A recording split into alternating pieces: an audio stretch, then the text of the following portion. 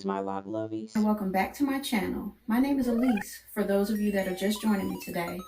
And if you are new to my channel, then please be sure to click the subscribe button.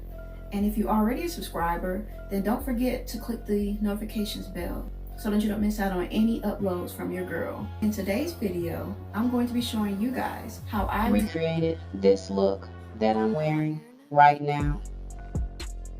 Despite how difficult it may look, it's a really easy style to recreate, just as long as you have enough hair to pull into a ponytail. You can achieve this style on any length of hair. So, without further ado, let's go ahead and get into this look.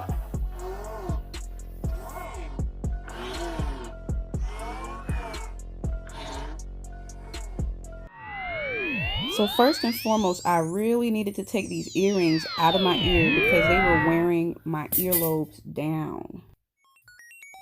So now that that's over, the very first thing that you're going to be needing are some hair ties or rubber bands if you prefer. I used about 8 of them for this style. And the second item is actually optional. It's the Bobbi Boss Micro crocheting hair. And you would only need to use this to increase volume or length.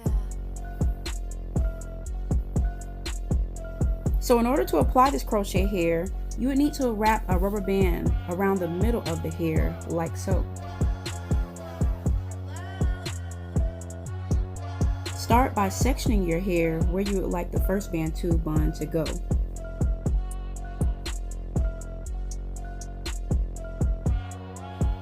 And make sure that you don't wrap the rubber band too tight because you're about to start wrapping and twisting the hair into a bun.